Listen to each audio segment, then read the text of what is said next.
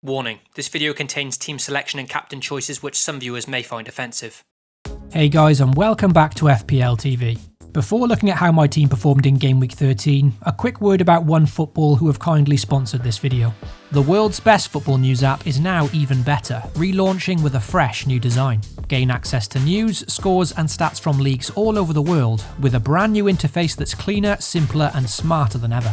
As for FPL, you can follow each team in the Premier League and get live updates from all the goals and assists every game week. Download it for free using the link in the description box below. The defence last week was fairly promising, with me opting to start Soufal this week and him delivering an assist and full bonus points.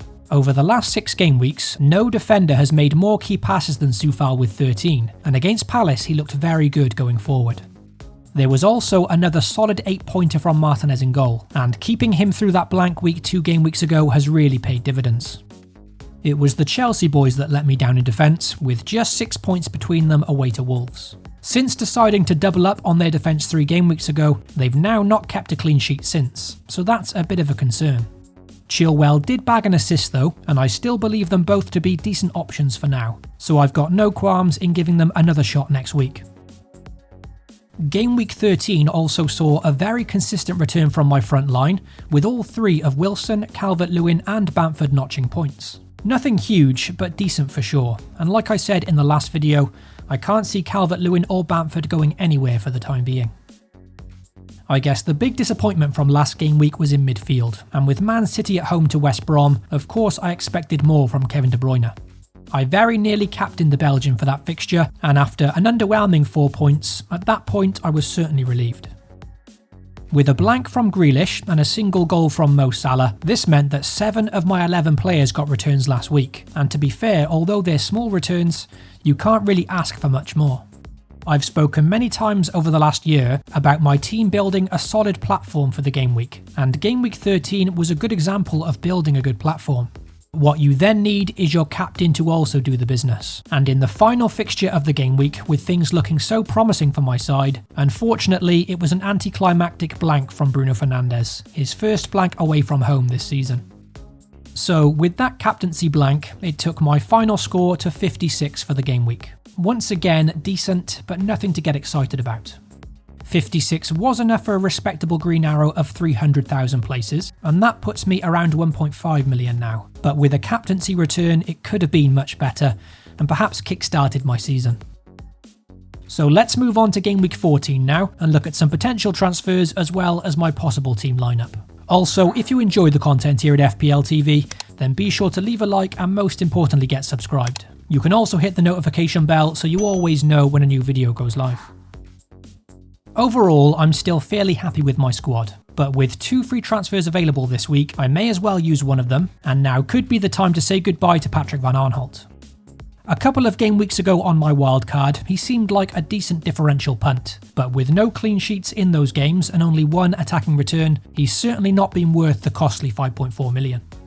The idea is to certainly go cheaper, and the 2 candidates are Tariq Lamptey at Brighton at 4.8 million, and Burnley's Charlie Taylor at a bargain 4.4.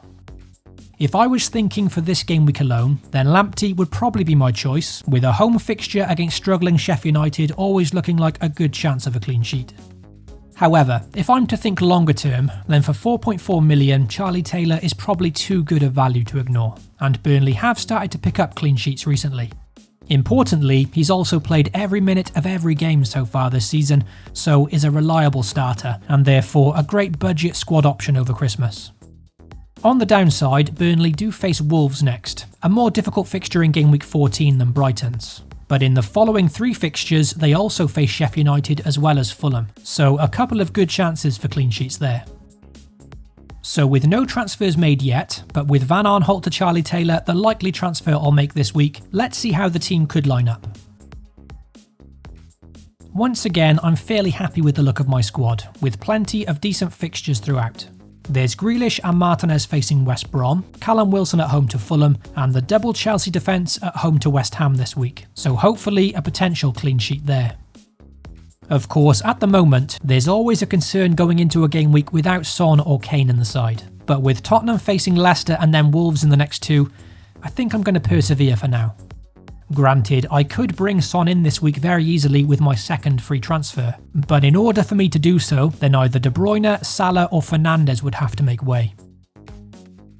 One of the reasons I'm keen to transfer in either Lamptey or Taylor this week is because by doing so, it then allows me to bench Soufal away to Chelsea in Game Week 14. As mentioned earlier, Soufal was very impressive against Palace, but away to Chelsea, you'd have to say a clean sheet is unlikely at Stamford Bridge, and it's not a fixture I'd want to play him in. For the captaincy this week, there's 4 candidates for me, with the 3 big hitters in midfield along with Calvert-Lewin at home to Arsenal, who given their form could be a shout as well. With such a quick turnaround in game weeks, I haven't really had chance to think about the captaincy yet, but as things stand, I've left it with Bruno despite his blank last time out. With the style of football that Leeds play, I'll be hoping for a high-scoring affair in this one, because although Leeds are dynamite going forward at times, they've still managed to ship a lot of goals recently. They also seem very vulnerable from set pieces, and this is potentially where Fernandes could profit. So that's how my team could line up for Game Week 14, but nothing has been confirmed yet. If you are interested to see the final team lineup, then as always I'll post it over on Twitter shortly before the Game Week deadline. The same goes for the captaincy this week, which I'm yet to have much time to think about. Good luck to you all for Game Week 14, FPL responsibly, and I'll catch you all very soon.